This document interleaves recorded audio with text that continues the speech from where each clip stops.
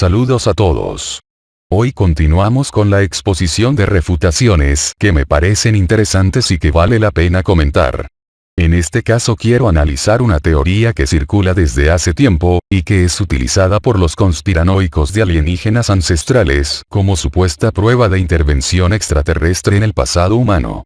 Se trata del misterio de Sirio, o mejor dicho, de la afirmación de que una tribu primitiva de África llamada los Dogon, tenía conocimientos muy avanzados en astronomía.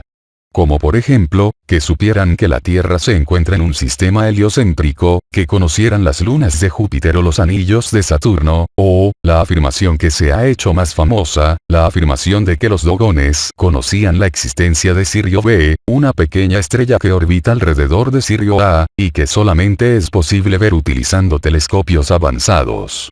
Pero no solo la conocían, sino que además sabían cuál era su periodo orbital, de aproximadamente 50 años, y supuestamente cada 50 años realizan una fiesta conocida como Sigi, en honor al aniversario de una órbita más completada por Sirio B alrededor de Sirio A. Comenzaremos este tema escuchando un artículo escrito por Julio Arrieta sobre este tema, y luego realizaré mis comentarios al respecto.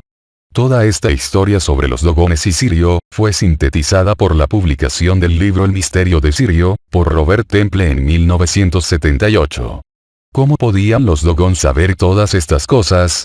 Robert Temple obtenía la respuesta de la propia mitología Dogon. Estos habían recibido sus conocimientos de unos seres anfibios, llamados gnomos, que habían descendido del cielo en un arca hace 5000 años, procedentes de Sirio. Por supuesto, para Temple, estos gnomos eran los representantes de una civilización siríaca. Todo lo expuesto por el autor se basaba en la obra de un prestigioso etnólogo francés y profesor de la Sorbona, Marcel Griaule, quien pasó años de estudio entre los Dogon. Tras su muerte, su labor fue continuada por sus discípulos y colaboradores, especialmente por Germaine Dieterlen. Marcel Griaule realizó varios trabajos desde la década de 1930 sobre los Dogon. Su primer libro sobre ellos fue el libro titulado Las Máscaras Dogon, publicado en 1938.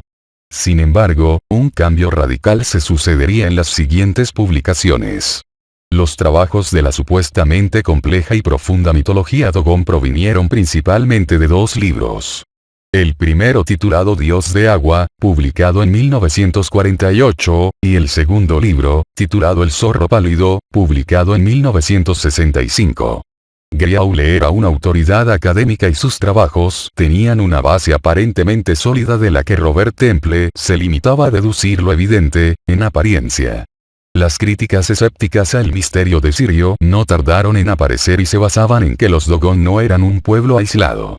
En que probablemente habían adoptado en sus mitos conocimientos astronómicos aprendidos de los misioneros franceses, o incluso de algún explorador casual. En este sentido se expresó Carl Sagan en Enanas Blancas y Hombrecillos Verdes, ensayo incluido en su libro El cerebro de Broca. Sin embargo, la crítica que pondría en evidencia la falsedad del misterio de Sirio vendría del mundo de la antropología y no se centraría en el trabajo de Temple, sino en el de su principal fuente, los estudios de Marcel Griaule. No pocos antropólogos se sorprendieron por la rareza de la mitología Dogon. Tal como era descrita por Griaule en sus obras, se trataba de una mitología de una complejidad inusitada, y sobre todo, totalmente ajena a la de los demás pueblos vecinos de los Dogon. De hecho, no existía en toda África nada comparable a lo narrado en Dios de Agua o El Zorro Pálido.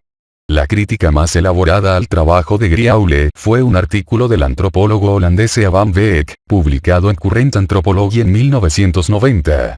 Al igual que Griaule, Van Beek realizó su trabajo de campo entre los Dogon durante varios años con resultados sorprendentes. No encontró evidencia alguna de la mitología recogida por su colega y la religión Dogon era mucho más sencilla que todo lo narrado por el antropólogo francés. Efectivamente, había llamado poderosamente la atención de los antropólogos el cambio evidente entre lo expuesto en las máscaras Dogon y las posteriores Dios de Agua y El Zorro Pálido. El primer libro de Griaule, Las Máscaras Dogon de 1938, explicaba las tradiciones Dogon tal y como pueden ser observadas por cualquier estudioso que conviva con este pueblo en la actualidad. Sin embargo, en Dieu de Au, había un cambio que se acentuaría aún más en las siguientes obras. se exponía una tradición esotérica que era revelada exclusivamente a Griaule, y solo a Griaule o a sus más cercanos colaboradores. Es en este conocimiento revelado donde se recogen los conceptos astronómicos que menciona Temple. Conceptos que, como veremos, son bastante más sencillos y menos correctos científicamente de lo que Temple quiere hacer creer. La principal intención de Griaule, a la hora de abordar las tradiciones Dogon, era reivindicar el valor de las culturas africanas y sus mitos, cuya riqueza quería equiparar a la de las mitologías de las culturas clásicas. Movido por este ideal, insistió en profundizar en las creencias Dogon, llegando a sus niveles esotéricos y ocultos. Algunos Dogon se prestaron a ayudarle y se convirtieron en sus confidentes, creando toda una mitología inventada cuyo único fin era satisfacer el ansia de conocimiento del investigador francés. El principal confidente de Griaule fue Ogotemeli, un viejo cazador y chamán ciego.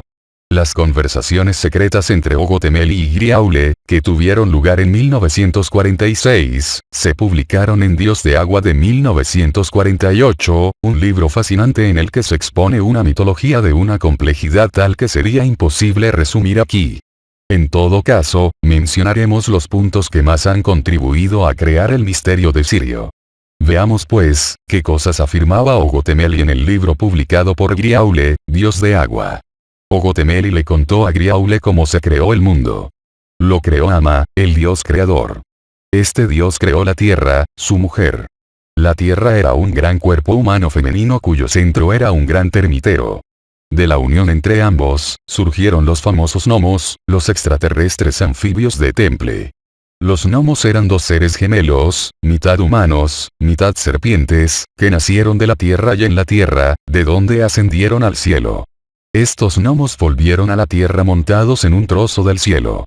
Una vez aquí, se multiplicaron y surgieron 8 gnomos, que fueron los padres de los primeros hombres, formando las 8 familias Dogon. Luego, volverían a subir al cielo del que sería expulsado definitivamente uno de los 8, que descendió montado en una estructura que Ogotemeli describe como un gran cesto de cereal invertido. Esto, de forma muy resumida, porque la narración de Ogotemeli es muy densa, repleta de detalles simbólicos y a menudo contradictoria. ¿Describe Ogotemeli algún conocimiento astronómico moderno en el libro Dios de Agua? Pues, la verdad es que no. En su relato, Ogotemeli afirma que la Tierra, tal como la creó Ama, es plana, aunque está inclinada de norte a sur. Como podemos escuchar en el siguiente fragmento del libro Dios de Agua, Ogotemeli dice: Por lo tanto, el dios Ama tomó una vara de barro, la apretó en su mano y la arrojó, como lo había hecho con las estrellas. La arcilla se extiende, gana en el norte, que es la parte superior, se extiende en el sur, que es la parte inferior, aunque todo sucede horizontalmente. La tierra está tumbada pero el norte está arriba. Se extiende al este y al oeste, separando a sus miembros como un feto en el útero. Es un cuerpo, es decir, algo cuyas extremidades se han alejado de una masa central.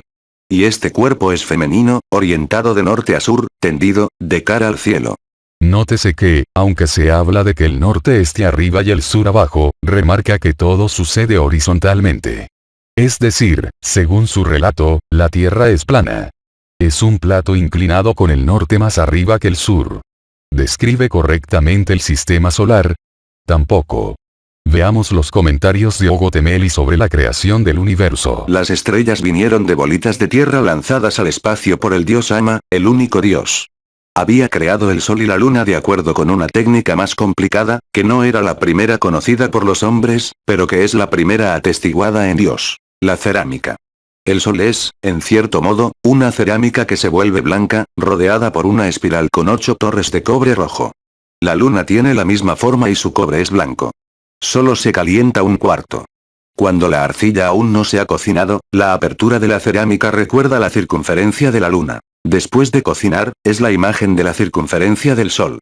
Eso explica, continuó. Se cree que la luna está menos cocinada que el sol.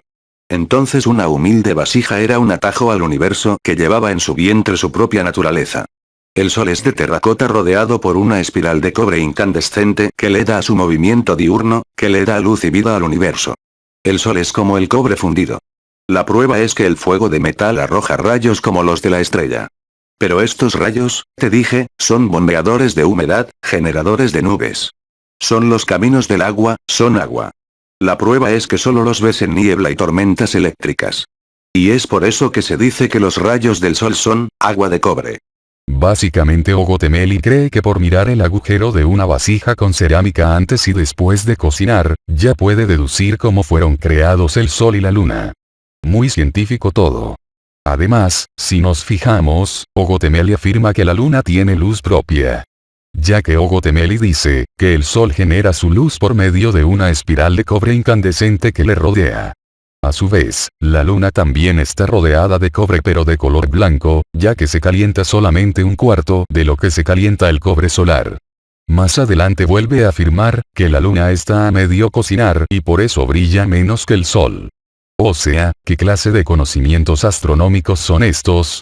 Supuestamente los Dogon conocen todo sobre el sistema solar y las estrellas pero no saben que la luna tiene cráteres con sombra y que no tiene luz propia sino que refleja la luz del sol. Como vemos Ogotemeli no tiene ni idea de astronomía.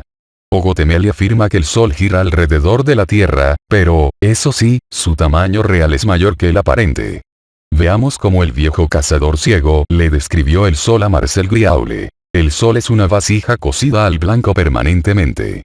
Algunos lo estiman tan grande como el campamento, lo que sería unos 30 codos. En realidad, es mucho más grande, supera en superficie el cantón de Sanga. Puede incluso que sea mucho más grande aún. ¿Y la luna?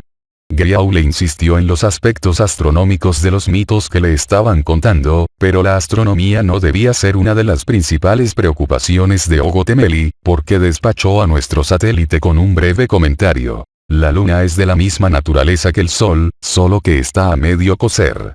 Luego añadió, algo molesto por la insistencia del francés, que, a diferencia de los negros, que son seres solares, los blancos son seres lunares, de ahí su aspecto de larvas. La naturaleza de las estrellas se explica de la siguiente forma. En la noche de los tiempos, las mujeres descolgaban las estrellas para dárselas a sus hijos. Estos las colgaban de un uso y hacían girar estas peonzas de fuego para ver cómo funcionaba el mundo. Más adelante, dice. Las estrellas procedían de bolitas de tierra lanzadas al espacio por el dios Ama, único dios. Y con esto concluían las explicaciones cosmológicas y cosmogónicas de Ogotemeli. En Dios de Agua, aparecen mencionados otros cuerpos celestes, todos visibles a simple vista, como Venus o las Pléyades. Pero Ogotemeli y Griaule se limitan a comentar su significado simbólico.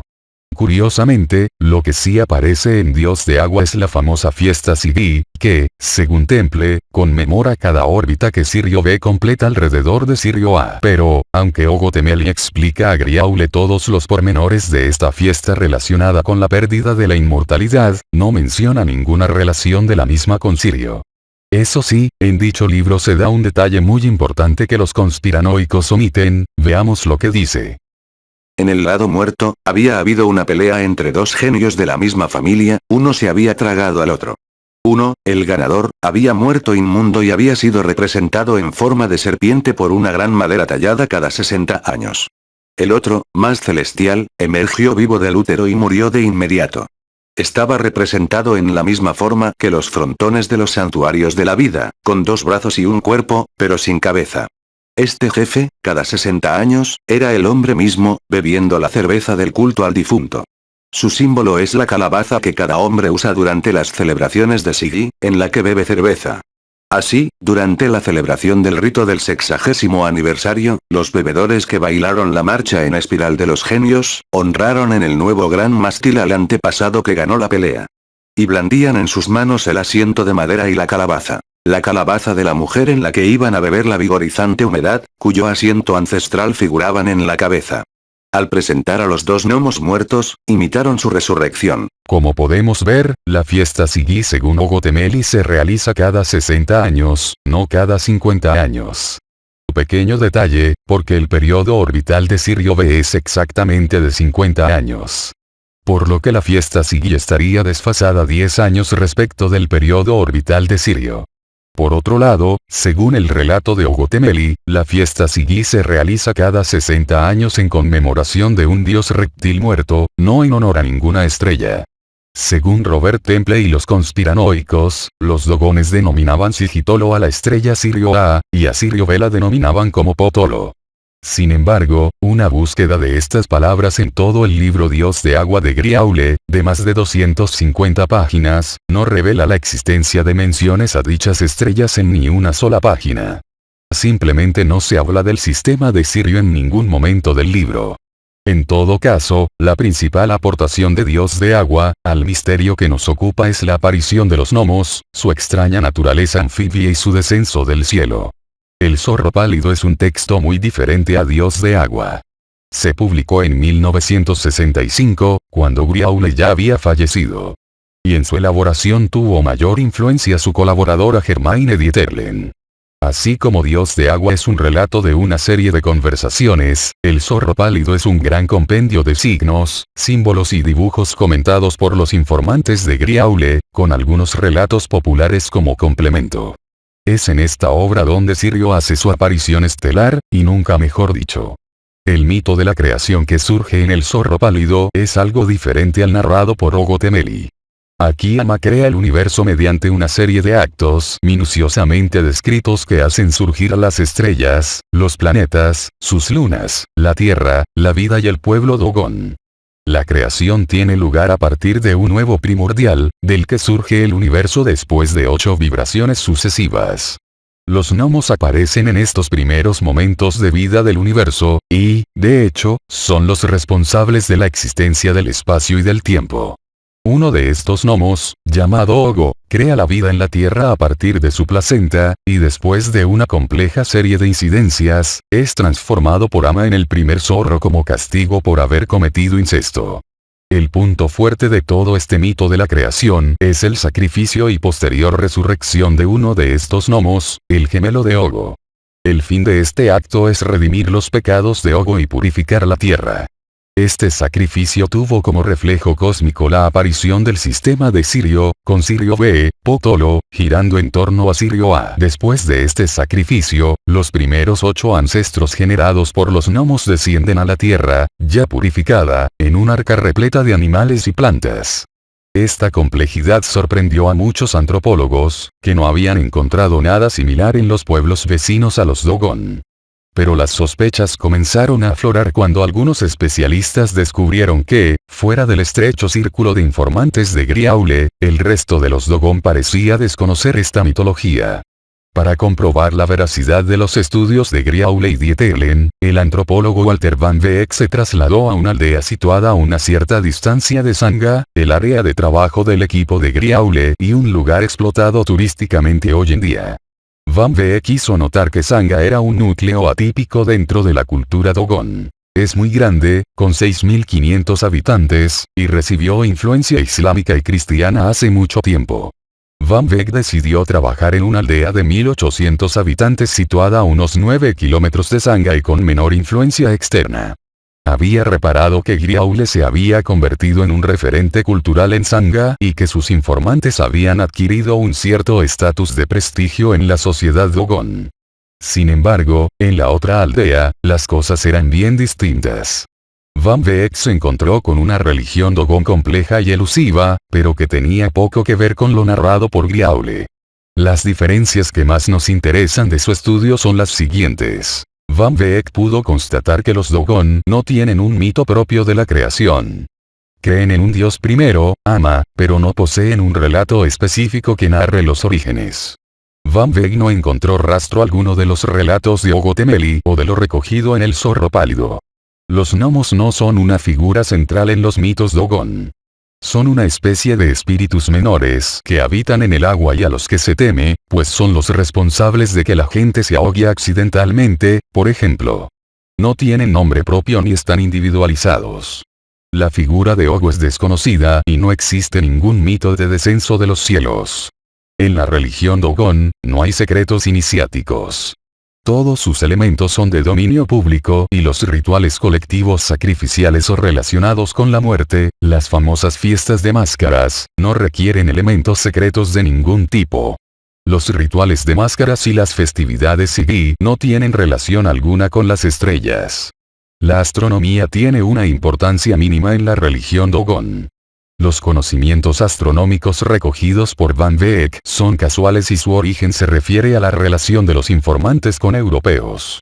Por lo demás, los Dogon desconocen que Sirio es una estrella doble e ignoran las complejidades del sistema solar. Por supuesto, los Dogon conocen Sirio, a la que llaman Danatolo, la estrella del cazador, pero no han oído hablar de Potolo y Sigutolo, nombres que reciben Sirio B y la hipotética Sirio C en el zorro pálido.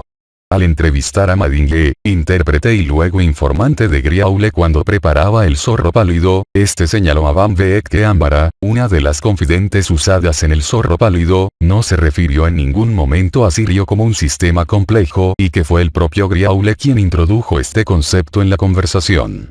Al parecer, cuando Ámbara y Yevene hablaban de Sirio y sus estrellas compañeras, se referían a estrellas visibles en el firmamento. Hablaban concretamente de otras dos estrellas de la constelación del perro, Canis Major, seguramente Adara y Mursin. En ningún momento especificaron que éstas girasen en torno a Sirio, sino que afirmaron que surgieron de él. Indicaron una relación generacional entre las estrellas, no una relación orbital. Fue Griaule el que estableció la relación entre lo que le narraban y el conocimiento moderno de Sirio B. Van Beek afirma en su demoledor estudio que toda la cosmogonía Dogon propuesta en las obras de Griaule es una construcción intelectual urdida por el entusiasmo del antropólogo francés, por una parte, y por el afán de colaboración de sus informantes, por otra. Los informantes se inventaron lo que Griaule quería oír. Improvisaron mitos, inventaron símbolos y crearon relatos inexistentes para contentar a su exigente entrevistador. A cambio, obtenían prestigio, dinero, pues cobraban por la información, y cierto nivel social entre los suyos. Griaule contribuyó a esta dinámica con su carácter autoritario, sus maneras coloniales y su negativa a recibir un no por respuesta. De hecho, la obsesión por la astronomía que muestran los supuestos mitos Dogon no es más que un reflejo de los gustos del propio Griaule, quien cursó algunos estudios de astronomía y parece ser que también era aficionado a la astrología. Esta tendencia se observa en el último capítulo de Dios de Agua, en el que Griaule intenta, de forma bastante forzada, establecer un paralelismo entre los símbolos explicados por Ogotemeli y los signos del zodíaco. Por otra parte, Van Beek pudo comprobar que, dejando a un lado a Ogotemeli, el resto de los informantes de los que se valió Griaule tenían contacto con la cultura europea, así como con tradiciones cristianas y musulmanas, e incluso alguno había asistido a una misión protestante, como en el caso de Ámbara. De hecho, el zorro pálido está plagado de relatos bíblicos malamente engrasados con la religión Dogon, como por ejemplo la historia del gemelo de Ogo, sacrificándose y resucitando por los pecados de su hermano y para purificar la tierra. Lo cual no es más que un copia y pega del relato cristiano de Jesucristo, modificado y adaptado a la mitología Dogon. Aunque parece que Griaule no reparó en este detalle. Además, varias características del pueblo Dogon contribuyeron a crear un gran castillo mitológico en el aire. Entre los Dogones, existe una especie de norma de cortesía por la cual se debe contentar al visitante en todo lo que necesite. Griaule quería saber. Sus informantes le dijeron todo lo que quería oír. Según Van Beek, los Dogon tienen una facilidad pasmosa para adaptar elementos culturales ajenos en plazos de tiempo sumamente cortos y transformarlos en tradiciones antiquísimas. Así, entre sus máscaras utilizan actualmente una que hace referencia a los antropólogos. Representa a un hombre blanco sentado en una silla flanqueado por dos Dogon, informante e intérprete, sentados en el suelo.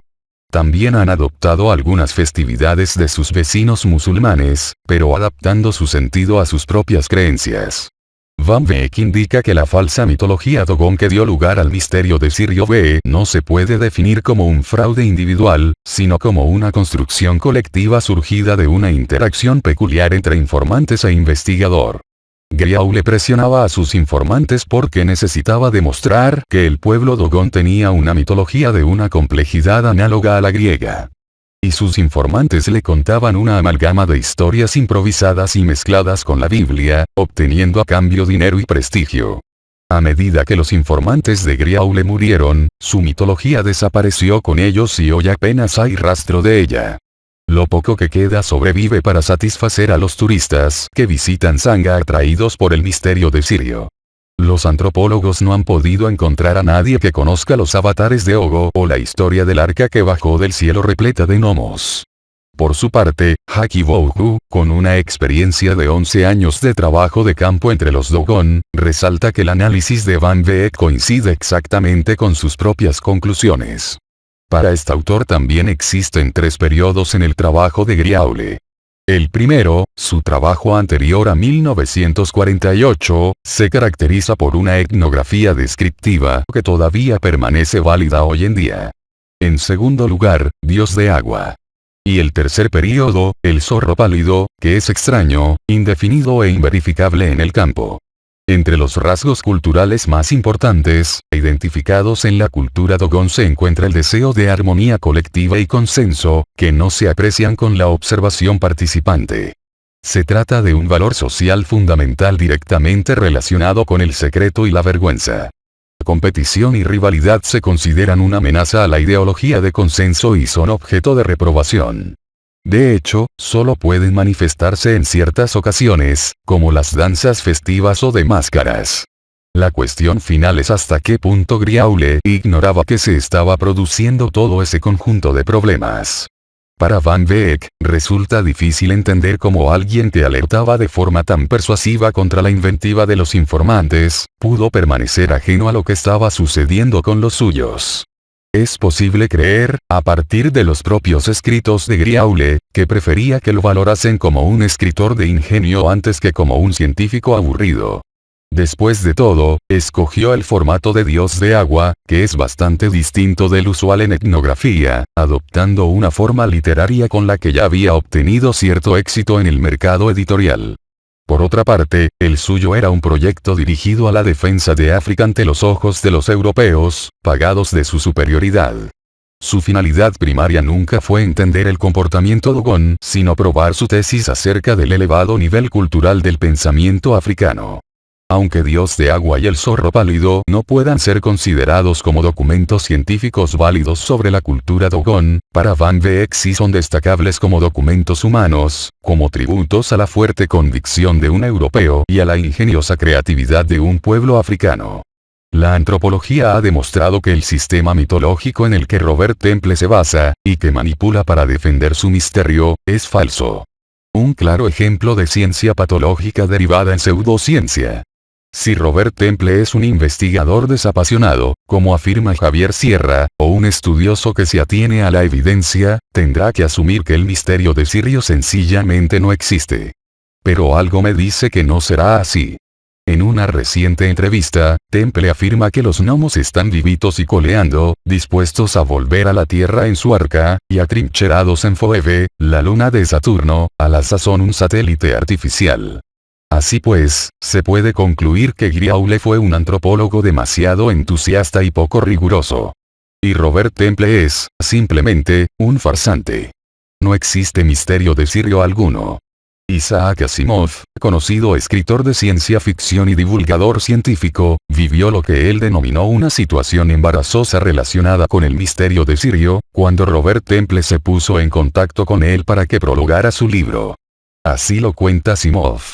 Se trata de una tribu del oeste de África cuyas tradiciones parecen incluir conocimientos de los satélites de Júpiter, los anillos de Saturno, y la enana blanca compañera de Sirio, conocimientos que parecen atribuir a viajeros de un planeta en órbita alrededor de Sirio.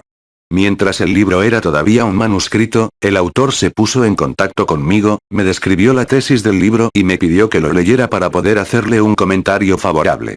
Accedí a regañadientes a que me enviara el manuscrito. Después de todo, no tengo por qué negarme a mirar lo que alguien tiene que decir.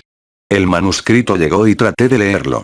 Detesto ser antipático e insultante, pues en su contacto conmigo el autor me había parecido un hombre grato y sincero, pero lo cierto es que el libro me pareció ilegible, y lo que atiné a digerir me pareció inconvincente. Por lo tanto, me negué a hacer ningún comentario. El autor me llamó tiempo después y en cierto modo me presionó para que reconsiderara el asunto. Me cuesta ser rudo, pero me las arreglé para seguir rehusando. Luego me preguntó si había detectado algún error. Claro que no. Había leído apenas una parte del libro, una parte en que él hablaba de esa tribu del oeste de África sobre la cual yo no sabía nada. Pudo haber dicho cualquier barbaridad sin que yo localizara ningún error definido. Así que, para librarme de él y ser amable, respondí que no había detectado errores. Tuve mi merecido. Eso fue lo que dije, y no especifiqué que no quería que me citaran, de modo que, cuando el libro se publicó y aparecieron anuncios en los diarios, allí figuraba yo, diciéndole al mundo que no había errores en el libro. Me avergüenza mi estupidez, pero les aseguro que nunca caeré de nuevo en la misma trampa. Aquí termina el artículo de Julio Arrieta. Ahora realizaré mis comentarios al respecto. Como podemos ver, y según los estudios de los antropólogos post-Griaule, no hay rastros en el pueblo Dogon contemporáneo de la mitología y relatos contados por Griaule y sus informantes, más allá de vagos relatos para contentar a turistas en la zona central del pueblo. La antropología es una ciencia, y como tal debe cumplir con el método científico. En este caso con la repetitividad de los relatos. Si solo uno o dos personas cuentan dicha historia, no hay cómo comprobar que dichos relatos no sean un invento de ficción realizados para entretener o simplemente para cobrar. Pues como podemos ver, Griaule le pagaba dinero a sus informantes a cambio de historias. Si los informantes se quedaban sin historias que contar, se quedaban sin dinero. Así que lo mejor para ellos era inventarse cuantas historias pudieran, dando para escribir libros de 250 páginas y poder cobrar durante mucho tiempo. El último punto a mencionar, es que los conocimientos supuestamente atribuidos a los Dogon no van más allá de lo que la astronomía moderna conocía para la década de los años 30 y 40 del siglo XX. El caso más sonado es que los Dogones supieran que Sirio B es la estrella más densa del universo.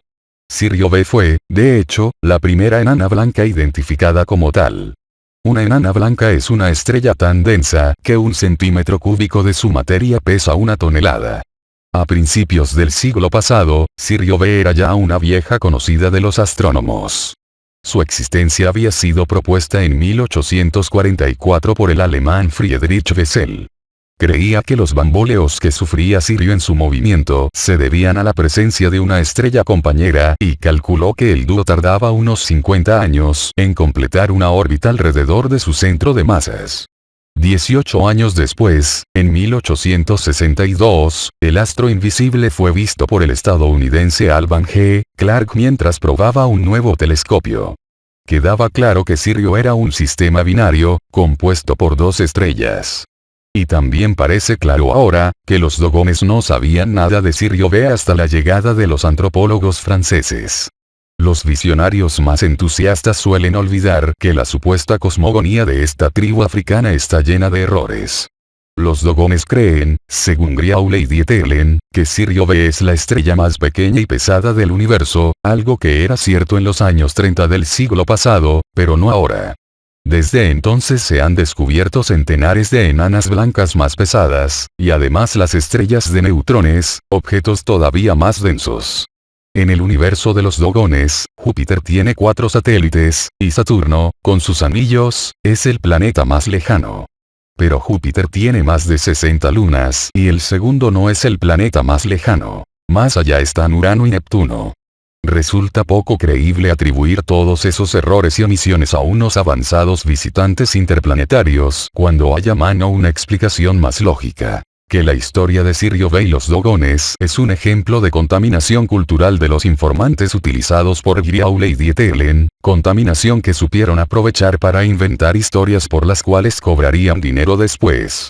Y así es como el resultado de una investigación antropológica chapucera se convirtió con los años en la mejor prueba de visitas alienígenas en el pasado que han tenido los magufos conspiranoicos a su alcance. Espero que les haya gustado el video, nos vemos en la próxima.